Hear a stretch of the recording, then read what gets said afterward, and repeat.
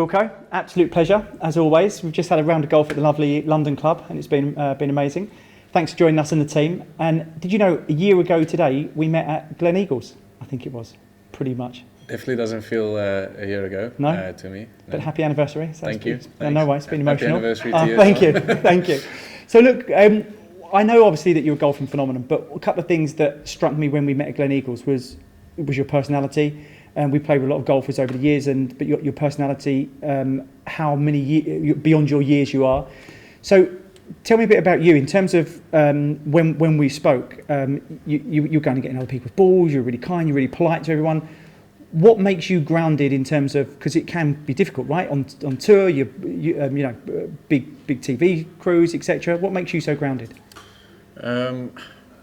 Thanks for the compliment. We actually spoke about it on the course when the subject of when you asked me about South Africa and how it is at home. And back home we grow up a little different when it comes to manners and respect. I think to most European or most countries in the world, very old school still, I think. Mm-hmm. But yeah, the whole thing, I think, comes from the way my parents brought me up. It's always been a thing about respect, and not just for myself, for the others, and then also the school I went to, very similar.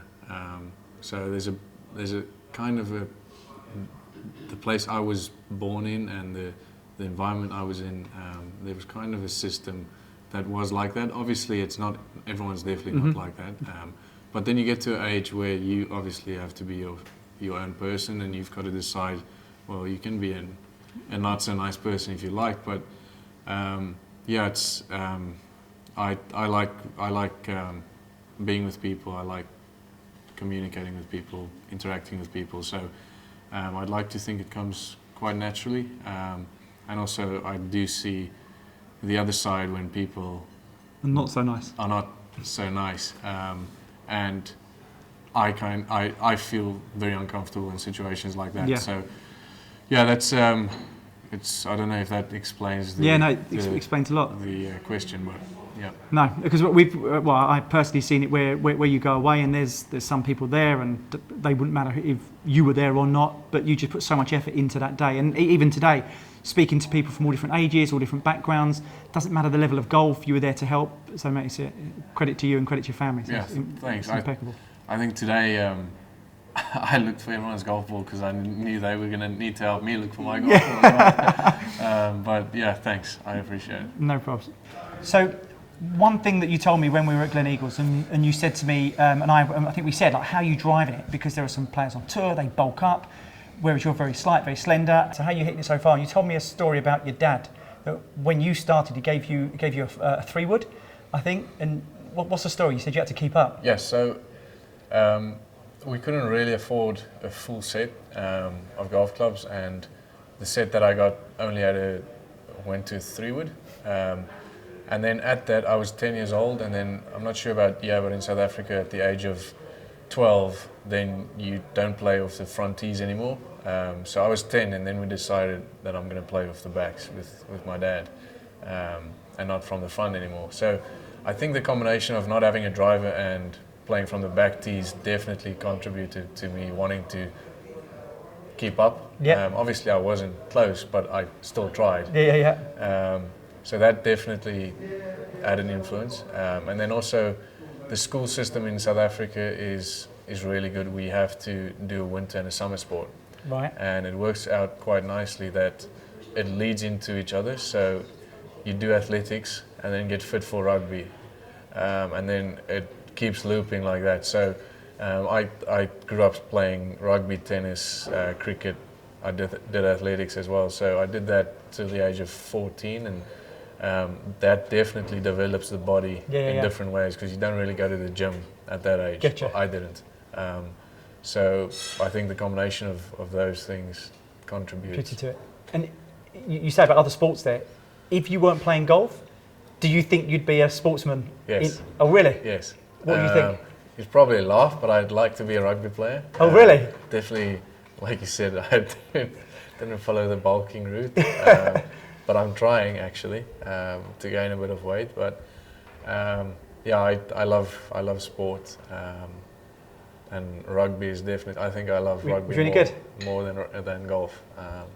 Yeah, I love that. Really? It's a really cool game. Yeah. And then you went recently, obviously, to see. Yeah, Ireland I was. against the Springboks. Yeah, I had a massive privilege to be able to actually go watch the game on Saturday. Unfortunately, we lost against Ireland, but we hopefully we're seeing it as the easier way to the final. To the final. So yeah, we'll see. Fingers crossed, eh? Yeah. And onto your golf. You obviously you practice a lot. I mean, how many hours are you practicing? Would you say? A normal week would be traveling on the Monday to the tournament. Tuesday, Wednesday, you'll use as preparation to get used to the circumstances or whatever the course may look like. But on those days, it would probably be like preparation days, 4 to 6 hours a day. Wow. And then when I did a lot of practicing, when like it's almost like it's become more a thing of fine tuning at the moment. But when you had to really get into it back at school, I would go after school. School would finish at, let's say, 2 p.m. Then I'd do either tennis or cricket, depending on what season we're in. And then after that, I'll do golf till it's dark. Mm-hmm. So that's the routine that I was in growing up, and now I think I average about 4 to 6 hours a day. Really? If you don't play around. If you play around, obviously it takes however long the round is, and if you want to go hit some balls after or whatever you want to do. But yeah. Fair play. And what if you could wave a magic wand and you could turn around and say, right, I'm going to improve on that part of my game, and instantaneously, what do you think it would be? I think being patient. I don't think it's something in my physical golf game. I just think if I could be really patient and accept everything that goes your way or not your way, I'd like that to happen right now. So being patient that it can't is because we spoke earlier, right? And you know, it could be the luck of the draw in terms of the morning. Is it raining in the morning? It's not in the afternoon. Yeah. You could get a break. It bounces right, bounces left. All these little fine things that you can't control. We're playing Daniel Links next week in Scotland, so we've got a different tournament to usual. We've got 3 courses, and it's a pro-am tournament. So you're playing with the amateur partner for the first 3 days, and then the cut is after 3 days, not 2 days. But you're playing Carnoustie, St Andrews, and Kings Barnes. Getcha. So if you get the wrong draw, you can totally be out of it because you can have the easy course in tough conditions, and you can have the tough course on tough conditions. Right.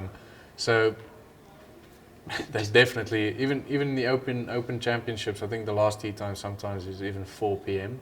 Really? You can really benefit from a good draw, and you can draw the short straw if you don't. Yeah. And if you went on forward, let's say we go forward 20 years. Okay. I know obviously you're a family guy, and I know from what we spoke about earlier, you know you want the big family and things. But from a golf perspective, you look back in 20 years, what would you class as a success in terms of, would it be majors, would it be tournaments, appearances, financial? What do you class as a success? Obviously, it'd be to have my name on the world's biggest golf tournament trophies, but I do think that will all happen. But I just want to. I always say to my dad, I just want to be satisfied with my career after I'm done. No matter what that may be, and I will know if I am or not. So if I can be satisfied with what I've done when I eventually stop, I would classify that as a success. As a success, And let's be honest, I think as long as you do what you can do to the best of your ability, put the practice in, everything else is in the lap of the gods, right? You've just got to... Correct. The thing we have in our game is we play more than one person at a time, more than one team at a time. So you can, like I said to you earlier, the best golfer doesn't always win. And that's a tough thing to deal with most of the time, because if you look at it, you actually lose the whole time. But yeah, you've got to play mental games with yourself to keep yourself positive and make it look like you going forward. I think feel people like you're going forward. Don't realise that as well. The fact that if you're in a football team and you lost 90% of the time, it would have been deemed as potential failure. You would get relegated. If you play golf and you're winning 10% of the time, you're probably doing all right. You're doing. I'd love to win 10% of the time. You'd probably take that, right? I would definitely. It's that'd be a really successful career. And that's a difficulty, because to have that mental capacity where you will lose, and you have to accept that you will lose most of the time. But you know what? It just takes a small percentage of winning. You will have a really successful career. It's trying to flick that mindset. Because of course everyone wants to win. You're a sportsman. You want to win every competition you go into. But you know that it's going to be an impossibility in that sport. The thing is, like, coming from different sports as well, that you have an opponent. You win or you lose. Like, I've carried that over kind of into the golf, and either you win or you lose, but it's not really helping me at the moment.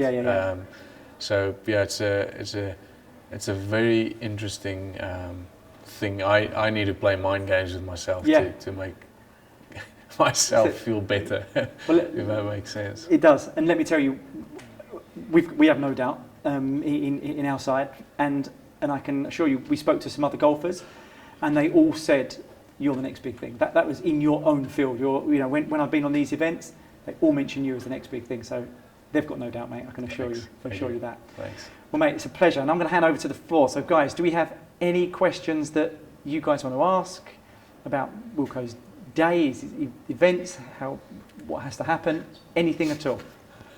I want to make a joke. Yeah, come on, Matt. Who was your biggest inspiration growing up? Inspiration in life or in golf? Both. One of each. Life, my dad. I say that quite often. If I can have what my dad has at at his age, I'd be really happy. And in golf, I said earlier that my idol was Henrik Stenson. Obviously, from South Africa, there's many really good ones to look up to, but like Ernie and Retief and Gary Player, but that was a little before I actually knew what was going on. And then obviously Louis Oosthuizen's more I knew more of him when he played. So South Africans would probably be Louis. Nice. Thanks. Yes, Chris. Someone told me you got 6 holes in one. I can't believe it. Can you confirm that, please? It is correct. Is it? Fabulous achievement. Is that actually correct? Yeah. Oh, wow. The someone is me. Oh, yeah. Yeah, Matt. So today, I imagine everyone else has been the same, but we watch you in awe of how you strike the ball. Whether it's growing up or even now to this day, when you play or watch anybody specifically, do you have that same feeling when you watch someone specifically, when you're live or when you're playing, you think, wow, even though you're at the level you are, do you still see anyone in that level? Like we do, watching you. I hope this comes out in a really nice way, but no. I'd love to see Tiger hit the golf ball. I've not played in a tournament where he's played. The 2 majors I've played, he's not played. I'd love to see him hit a golf ball. But overall, not really. But that once again is the beauty of the game. You don't have to make it look and sound really good to actually have a successful career. It's a great question, because you could turn around and say, would you swap your swing for anyone else's? And the answer is no, then no. Confident in your own. No, thanks. Half the battle. Yes, Danny? What's the best shot you've hit in tournament golf up to now? Good question. Okay, so I've won once, and when I won, I had to birdie the last hole, which is a par 5. It's in South Africa, par 5 island green, and I had to make birdie to get into a playoff. And I did my tee shot just to the left, in the rough, ball above the feet, and I hit a iron shot into the green and made my birdie to get into the playoff. But the one that stood out was the first playoff hole. The tee shot is really tricky because it gets really narrow, and I went through the fairway into the trees, and there was a gap in the trees, and still obviously the same hole with the island green, and I had to hit like a high fading 9-iron into a green with water around it to win my first tournament, and I did that. So that's probably the one I remember. I was about to say, you remember it quite well as well, right? Yeah, I'm picturing it. Yeah. Nice.